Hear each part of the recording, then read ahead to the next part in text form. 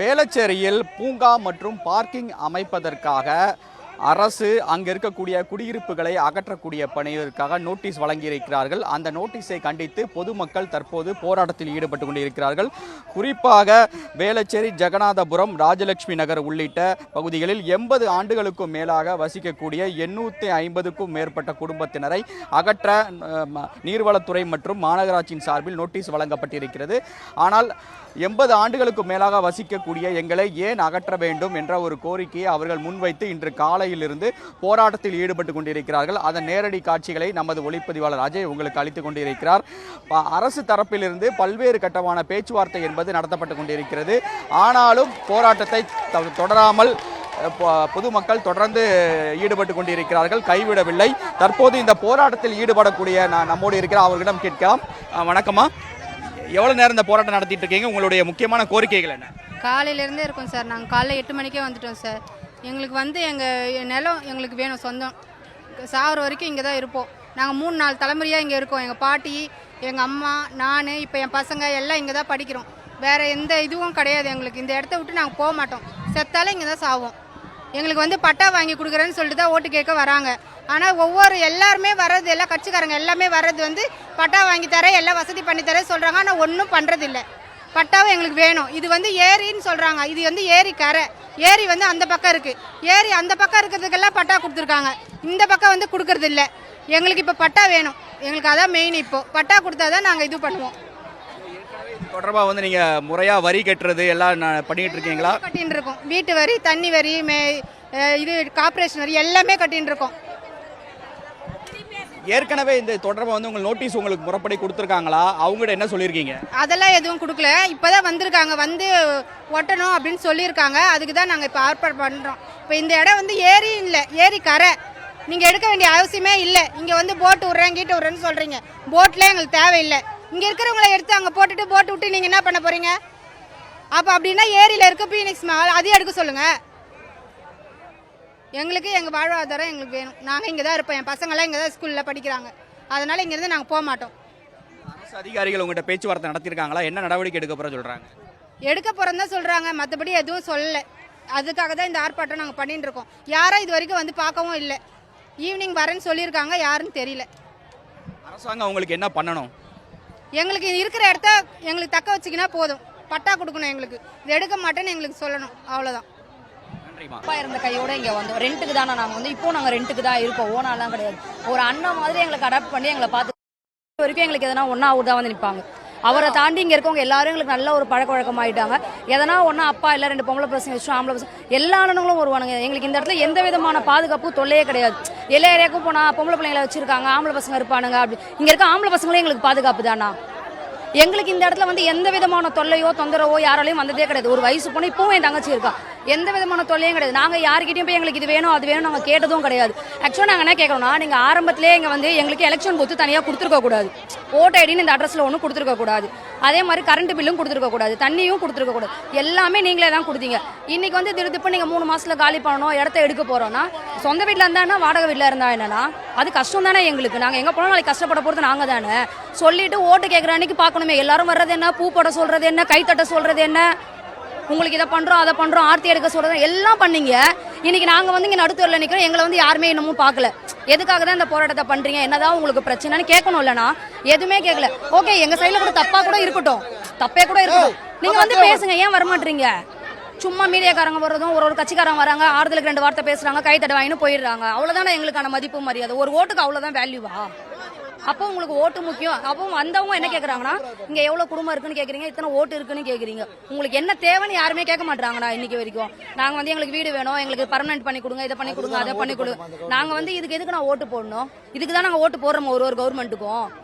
இங்க இருக்க கார்பரேஷன் ஸ்கூல்ல உங்களுக்கான பூத்துன்னு எதுக்கு அலர்ட் பண்ணீங்க? நாங்க கேட்டோம் அவங்கள. நீங்களே தானே அலர்ட் பண்ணி கொடுத்தீங்க. போய் நாங்க பூத்துல உட்காரணும், எல்லாமே பண்ணணும். உங்களுக்கு தேவையான நாங்க பண்ணி கொடுக்கணும்.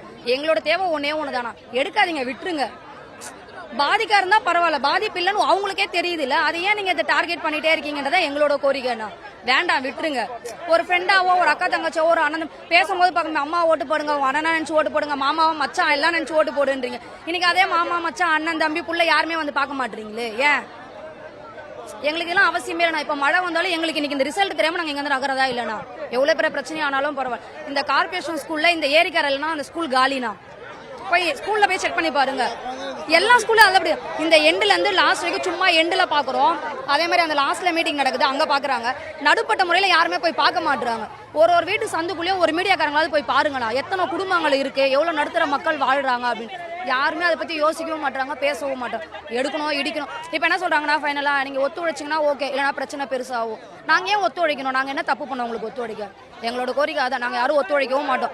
உங்க சைட்ல நீங்க பண்றதை பண்ணுங்க, எங்க சைட்ல நாங்க பண்றதை பண்ணுவோம். நாங்க இப்பவும் ரோட்ல போய் உட்காரல, யார் வீட்டு வாசலையும் போய் உட்கார். எங்களுக்கான ஏரியால நாங்க உட்காந்து போராட்டம் பண்றோம். யார் இப்பவும் எங்களுக்கு தெரிஞ்சவங்க மட்டும் தான், எங்களுக்குள்ள இருக்கவங்க தான் கை காசை போட்டு ஒரு தண்ணி பாட்டிலோ ஒரு பிஸ்கெட் பாக்கெட்டோ வாங்கி யாரையும் வந்து நாங்க ஹெல்ப்புக்கெல்லாம் கூப்பிடலாம். எங்களுக்கு தேவையானது என்னன்னா இந்த இடத்த ஆக்குமை பண்ணி கொடுத்துட சொல்லுங்க. அதிமுக வந்தப்ப கூட பிரச்சனை கிடையாதுண்ணா. இன்னைக்கு இன்னும் ஆக்சுவலா சொல்ல போனா ஓப்பனா சொல்லணும்னா இன்னைக்கு வந்து அவங்களுக்கு நாங்க எதுவுமே பண்ணலண்ணா. ஏடிஎம்கேக்கு நாங்க எதுவுமே பண்ணல. நிக்கிற அண்ணனுங்க தம்பிங்க எல்லாம் டிஎம்கேக்கு ஓட்டு போடுங்கன்னு வந்தவங்க தான். இன்னைக்கு அதே டிஎம்கேக்கு ஆப்போசிட்டா நிக்கிறோமே. ஏன்னா நீங்க வந்ததுக்கு அப்புறம் தான் எங்களுக்கு இன்னைக்கு இவ்வளவு பிரச்சனை. எதுக்கு வேண்டாம், உங்க ஆட்சியே வேண்டாம், நீங்களும் வேண்டாம், எங்களை விட்டுருங்க. என்னோட பேர் சங்கவீனா சார். எங்களுக்கு இதான் வாழ்வாதாரமே. நான் வந்து 82லேருந்து கல்யாணம் பண்ணிக்கிட்டு வந்தேன். மாமனார் வந்து இது 4வது தலைமுறை, என் பையன் 5வது தலைமுறை, இப்போ என் பேர் 5வது தலைமுறை, என் பையன் 4வது தலைமுறை. நாங்கள் இங்கே தான் இருப்போம். எங்களுக்கு வந்து எதுவுமே இது வரைக்கும் எந்த இதுவுமே பண்ணலை. நாங்கள் கேட்டு பார்த்தோம், இது பண்ணி பார்த்தோம், வாயெல்லாம் சொல்லி பார்த்தோம், கேட்கல. அதனால நாங்கள் போராட்டத்தில் இறங்கியிருக்கோம். என் பேர் தனலட்சுமி ஆறுமுகம். எல்லா மீடியாவுக்கும் வணக்கம். நாங்கள் வந்து எங்களுக்கு இந்த இடம் சொந்தம் பண்ணி கொடுக்கணும். நாங்கள் இங்கேருந்து எங்கேயுமே போக மாட்டோம். இடம் கொடுக்குறோம், நீங்கள் வெளியே போயிடுங்கன்னு சொல்கிறாங்க. ஏரியை வந்து போட்டிங் பண்ணுறாங்களாம், பின்னாடி பார்க்கிங் வைக்கிறாங்களாம். எங்களுக்கு பார்க்கிங்கும் தேவையில்லை, போட்டிங்கும் தேவையில்லை. எங்களுக்கு வீடு தான் வேணும். இருக்கிற இடத்த எங்களை இங்கேயே உட்கார வச்சலாம். அந்த அரசுக்கு கோடி நமஸ்காரம், அந்த ஜட்ஜிக்கு கோடி நமஸ்காரம். அதை தான் நாங்கள் சொல்கிறோம். எங்களுக்கு வேணும், எங்களுக்கு இருக்கிற இடம் வேணும். நாங்கள் வந்து 46 வருஷம் ஆகுது நான் அந்த ஊருக்கு வந்து. இந்த 46 வருஷமா எங்கே போனீங்க? என் மாமனார் வந்து 90 வருஷமா அங்கே விட்டீங்களே, எப்படி விட்டீங்க? ஏன் விட்டீங்க? அப்போ வந்து ஒரு பலகை வச்சு இங்கே வீடு ஆக்கிரமிப்பு பண்ணக்கூடாதுன்னு வைக்க வேண்டியது தானே? அப்போல்லாம் விட்டுவிட்டு இப்போ ஏங்க வரீங்க? ஜெயலலிதா அம்மா 10 வருஷம் ஆண்டாங்க, அப்போல்லாம் எந்த ஒரு பிரச்சனையும் வந்து பண்ணலைங்க. டிஎம்கே வர சொல்ல இப்படி பிரச்சனை, டிஎம்கே வர சொல்ல இப்படி பிரச்சனைன்னா நாங்கள் என்னங்க பண்ணுவோம்? தண்ணி எல்லாம் வராதுங்க. நாங்க யாருக்கும் எந்த கஷ்டத்தையும் கொடுக்கலங்க. எங்க வீட்டாண்ட தண்ணியே வராது. தண்ணி வராது. ஜெகநாதபுரம் உள்ள பெஸ்ட் ஏரியாங்க இது. நாங்க வந்து நல்லா நிம்மதியா இருப்போம். இது கரை தான், இது ஏரி கிடையாது. ஏரி உள்ளலாம் பட்டா கொடுத்த, பீலிங்ஸுக்கு பட்டா கொடுத்த, பீலிங்ஸ் மாலுக்கு எதுக்குங்க பட்டா கொடுத்தீங்க? அப்ப நாங்க கேணுங்களா? நாங்க சம்பாரிச்சு 50 வருஷமா சம்பாரிச்சு என் புள்ள, என் பொண்ணு, நானு, என் தங்கச்சி எங்க காய்கறி வித்தங்க, பழம் வித்தங்க, பூ வித்தங்க, கூழ் கடை வச்சேங்க. இதே இடத்துல கூழ் கடை வச்சிருந்தேன், டிஃபன் கடை வச்சிருந்தேன். எல்லாம் உழைச்சி என் புருஷன் பிளம்பர் வேலை செய்வார். வயசான ஒரு பாப்பம் 68 வயசு ஆகுதுங்க. மாமனார் வந்து இறந்துட்டாரு. மாமனாருக்கு 6 பசங்க, 6ல் 2 பசங்க தான் அங்கேருந்து ஊர்லேருந்து கொண்டு வந்தாங்க. 4 பேர் இங்கே வந்து பிறந்தாங்க மாமனாருக்கு. இது 5வது தலைமுறை. என் பேரனும் இங்கே தான் இருப்பான். நாங்கள் இங்கே தான் இருப்போம், இங்கே தான் வாழ்வோம். அப்படியே நாங்கள் வீட்டோட படுத்துக்கிறோம். இடிச்சுப்புட்டு அவனை எடுத்துன்னு போக சொல்லுங்க. என் பேரு தனலட்சுமி ஆறுமுகம், வேளச்சேரி. அது இடிக்கிறது வந்து எங்களுக்கு பிடிக்கல. இந்த மாதிரி இடிச்சாங்கன்னா என்ன பண்ணுறதுன்னு தெரில. அவங்க தர வீடு நம்மளுக்கு செட் ஆகாது. எங்கள் வீடு எங்களுக்கு தான் பிடிக்கும். இப்போ தான் புதுசாக வீடு வேறு கட்டியிருக்கோம். இப்போ படிக்கிறது வேறு இங்கே தான் வித்யாசம் ஸ்கூலில் படிக்கிறேன் நான். அந்த வீடு இருக்கனால தான் இப்போ நான் கொஞ்சம் படிக்கிறேன். இப்போ வீடு மாறிட்டோன்னா என்னால் சுத்தமாக முடியாது, வேறு ஸ்கூல் போகிறதா இருக்கும். இப்போ தான் கொஞ்சமாக நான் இங்கிலீஷு தமிழ்லாம் இப்போ கொஞ்சம் படிக்க ஆரம்பிச்சிருக்கேன். எனக்கு வந்து பிடிக்கல வீடு இடிக்கிறது தான். அவங்க வீடு இடிச்சா அவங்களுக்கு எப்படி இருக்குமோ அதே மாதிரி தான் எனக்கும் அந்த மாதிரி இருக்குது. அதுதாங்க. Divyadharshini 6th standard. எல்லாமே இதே ஏரியா தான். எனக்கு வயசு 40 ஆகுது. எனக்கு முன்னாடி எங்கள் அப்பாவுக்கு அப்பா, நாங்கள் 5 தலைமுறை இங்கே இருக்கிறோம். கிட்டத்தட்ட 60-70 வருஷமாக இங்கே இருக்கிறோம் நாங்கள். என் குழந்தைங்க வந்து இப்போ எல்லாமே இப்போ தான் ஒன்று காலேஜ் படிக்குது, ஒன்று ஸ்கூல் படிக்குது. எல்லாமே எங்கள் வாழ்வாதாரமே இங்கே தான். நாங்கள் வந்து பேங்கில் லோன் போட்டோம், இல்லை ஆஃபீஸில் போய் உட்காந்து கையெழுத்து போட்டு நாங்கள் இந்த வீடுலாம் கட்டலை. கொண்டாட்டி தாலி முதல்ல கொண்டு அவுத்து இந்த வீடு கட்டிக்கிறோம். கம்பல் மூக்கு குழந்தைங்க காதில் போகிற கம்பல் முதல் கொண்டு வச்சு வீடு கட்டிக்கிறோம். அவங்க பொண்டாட்டி கையில் போய் தாலிக்கு தான் பாருங்கள், எதுவுமே இருக்காது, வெறும் கயிறு தான் இருக்கும். அதெல்லாம் வச்சு தான் நாங்கள் வீடு கட்டிக்கிறோம். அந்த வீடு கட்டி நாங்கள் இது வரைக்கும் அந்த வாட்டர் டேக்ஸ் கட்டினா கூட மாதம் எங்களுக்கு 6 மாதத்துக்கு ஒரு வாட்டர் டேக்ஸ் கட்டுறாங்க, வீட்டு வரி கட்டுறாங்க. அது கூட ஒரு நாங்கள் நகையை வச்சு தான் நாங்கள் கட்டுறோம் தவிர எங்களுக்கு எதுவுமே கிடையாது. நாங்கள் பேங்க்கில் லோன் போட்டுலாம் நாங்கள் வீடு கட்டல, இதெல்லாம் வச்சு தான் நாங்கள் வீடு கட்டினோம். எங்களுக்கு காரு பங்களாலாம் கிடையாது. சைக்கிள் 2 வீலர் தான் எங்கிட்ட மிஞ்சி போனால் ஆட்டோ ஓட்டுறோம். நாங்கள் வந்து பெரிய ஆள்லாம் கிடையாது. பால் பாக்கெட்டு போடுறவங்க, பூ விற்கிறவங்க, கொத்தனார் வேலைக்கு போகிறவங்க, ஆட்டோ ஓட்டுறவங்க, இதுமாதிரி எல்லாம் அன்றாட வாழ்க்கையில் இருக்கிற மனுஷால் தான் நாங்கள் இங்கே இருக்கிறோம். இங்கே கிட்டத்தட்ட 750 வீடு கிடக்குது சார். 4000 மக்கள் இருக்கிறாங்க இங்கே. 4000 மக்கள் இருக்காங்க இங்கே. இப்போ எங்களுக்கு இப்போ வந்து நீங்கள் ஓட்டுக்காக வந்து வரீங்க. இப்போ இந்த 4000 ஓட்டு எங்களுக்கு போட்டிங்கன்னா அடுத்த ஆட்சி வந்தால் யார் ஜெயிப்பீங்க? இப்போ நாங்கள்லாம் போயிடுறோம் வச்சுங்க, அடுத்த ஆட்சி வந்தால் யார் ஜெயிப்பீங்க? எப்படி ஜெயிப்பீங்க? நீங்கள் யாராலும் ஜெயிக்க முடியும் உங்களால்? போட்டு விட வர போகிறேன்ற போட்டு எதுக்கு விட்ற? நாங்கள் பார்க்க தானே. இப்போ நாங்களே சொல்ல போட்டு ஏன் விடணும்? நீ போட்டு எதுக்கு விடணும்? நாங்கள் போட்டு கேட்டோமா? இல்லை வந்து எங்களுக்கு தெரியுமா? கவர்மெண்ட்டு போய் நாங்கள் எதுவுமே கேட்கல. எங்களுக்கு இது செஞ்சு கொடுங்க, அடிப்படை வசதி எங்களுக்கு செஞ்சு கொடுங்க, அது பண்ணி கொடுங்க. மழை வந்து நாங்கள் தண்ணியில் மிதக்கினா கூட கவர்மெண்ட் வந்து எங்களை பார்க்கல.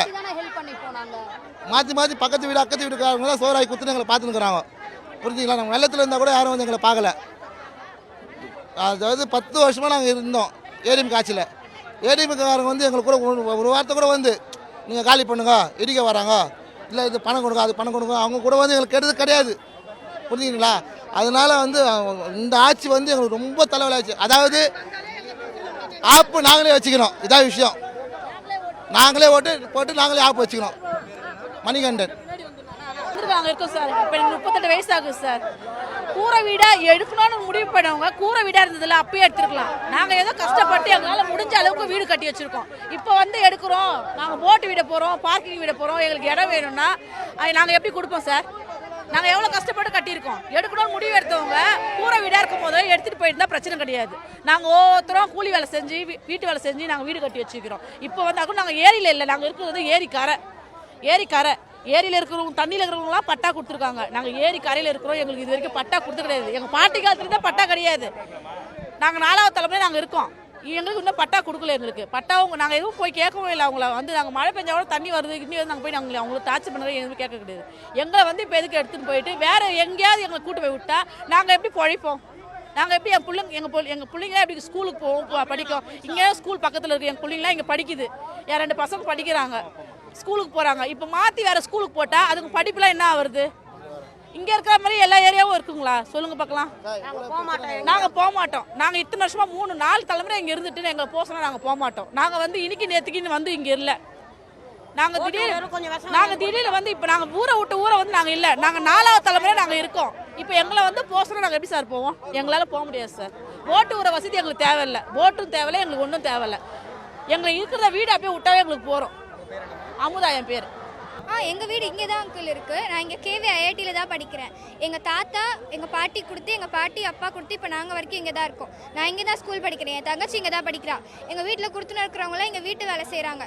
இப்போ தான் இந்த ஆனுவல் இயர் முடிஞ்சு எல்லாம் ஃபீஸ் பேமெண்ட் பண்ணி இப்போ நான் 10th போர்டு எழுத போகிறேன். இந்த டைமில் என்னை இங்கேருந்து இன்னொரு இடத்துக்கு ஷிஃப்ட் பண்ணிங்கன்னா என்னோட மென்டாலிட்டி மாறும். நான் மட்டும் இல்லாமல் இங்கே more than thousands of students இடம் மாறி போக வேண்டியிருக்கும். திருப்பி ஸ்கூலை கண்டுபிடிக்கணும். அதுக்கப்புறம் அவங்க சேர்ந்து அங்கே ஆப்ட் ஆகி இது எவ்வளோ பெரிய கிரைசிஸ் உண்டாக்கும்னு எல்லாருக்குமே தெரியும். அப்படி இருக்கும் போது இங்கே ஒரு பார்க்குக்காகவோ இங்கே ஒரு பார்க்கிங்காகவோ எங்களை அப்புறப்படுத்துதுன்றது தேவையே இல்லாத ஒரு விஷயம். இங்கே ஃப்ளட் வந்த போது நாங்கள் அவங்கள போய் ஹெல்ப் வேணும்னு கேட்கல.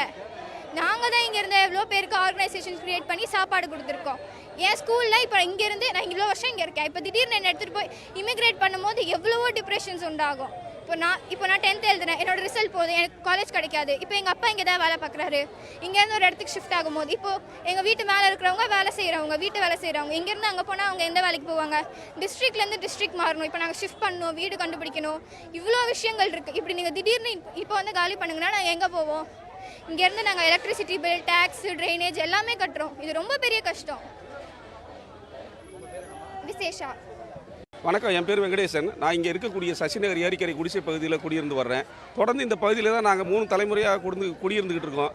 சசிநகர், காந்தி நகர், ஜெகநாதபுரம் 3 பகுதியும் சேர்ந்தது தான் வேளச்சேரி ஏரி. இப்போ இந்த பகுதியில் 265 ஏக்கர், இந்த 265 ஏக்கர் ஏரி சர்வே எண் 123/1. அதில் ஏறத்தாழ 210 ஏக்கர் வந்து தமிழ்நாடு குடிசை பகுதி வாரியம், தமிழ்நாடு வீட்டு வசதி வாரியம் கணக்கெடுத்து அவங்களுக்கெல்லாம் வீடு மனைகள் ஒதுக்கி பட்டாவும் கொடுக்கப்பட்டிருக்கு. இந்த மீதி இருக்கக்கூடிய பகுதிகளில் அதிலும் கூட நீர்பிடிப்பு இல்லாமல் கரையோரம் இருக்கக்கூடிய பகுதிகளில் வசிக்கக்கூடிய மக்கள் நாங்கள். இங்கே வந்து நாடாளுமன்ற தேர்தல், சட்டமன்ற தேர்தல், உள்ளாட்சி மன்ற தேர்தல், எந்த தேர்தல் இருந்தாலும் வேட்பாளர் வர்றாங்க, வந்துட்டு நீங்கள் இதே பகுதியில் தொடர்ந்து குடியிருக்கலாம், உங்களுக்கு நாங்கள் பட்டா வழங்குறதுக்கு ஏற்பாடு செய்கிறோம்னு சொல்லி சொல்கிறாங்க. ஆனால் ஒவ்வொரு முறையும் வாக்குறுதி கொடுக்குறாங்க, அந்த வாக்குறுதி காற்றில் பறந்து போயிடுது. ஏற்கனவே 2009 மாண்புமிகு கருணாநிதி அவர்கள் முதலமைச்சராக இருந்தபோது எங்களுக்கு நோட்டீஸ் கொடுக்கப்பட்டது, இந்த வீடுகளை அப்புறப்படுத்த போகிறோம், நீங்கள் ஆக்கிரமிப்பாளர்கள், நீங்கள் இங்கேருந்து வெளியேறணும்னு சொல்லி. அப்போ நாங்கள் உயர்நீதிமன்றத்தை நாடி ஒரு உத்தரவு வாங்கினோம். அது இருக்கக்கூடிய உத்தரவு என்னென்னா, இந்த சர்வே எண் 123/1 ஏற்கனவே நிறைய குடியிருப்பு பகுதியாக மாற்றப்பட்டு விட்டது. அதனால் நீர்பிடிப்பு பகுதியில் இல்லாமல் கரையோரம் வசிக்கக்கூடிய இந்த மக்களுக்கு பட்டா வழங்குறதுக்கும் இவங்க தொடர்ந்து இங்கே குடியிருக்கிறதுக்கும் அரசாங்கம் வழிவகை செய்யணும் அப்படின்னு சொல்லி ஒரு உத்தரவு கொடுத்தது. மாண்புமிகு நீதிமன்றத்தினுடைய அந்த உத்தரவு காற்றில் பறக்கப்பட்டு விட்டது. இன்று வரையில் எங்களுக்கு எந்த விதமான அடிப்படை வசதிகளும் செய்து தரப்படவில்லை. மேலும் 2011 ஆட்சி மாற்றம் ஏற்பட்ட பிறகு ஏறத்தாழ 12 ஆண்டுகள் நாங்கள் எந்த தொந்தரவும் இல்லாமல் தான் இருந்தோம். இப்போ மீண்டும் திமுக அரசாங்கம் பொறுப்பேற்றவுடன் இந்த திட்டத்தை கையில் எடுத்திருக்காங்க. நான் உங்கள் கேட்டுக்கிறதெல்லாம் ஒன்று தான், நீங்கள் வந்து படகு விடுங்க, என்ன வேணால் செய்யுங்க, நல்ல திட்டத்தை நிறைவேற்றுங்க, நான் வேணாம்னு சொல்லலை. மக்களுக்காக அரசாங்கம் சொல்லிட்டு மக்களை அப்புறப்படுத்தி விட்டு மக்களுடைய வாழ்வாதாரத்தை பறிப்பதற்கு தானே ஒரு அரசாங்கம்.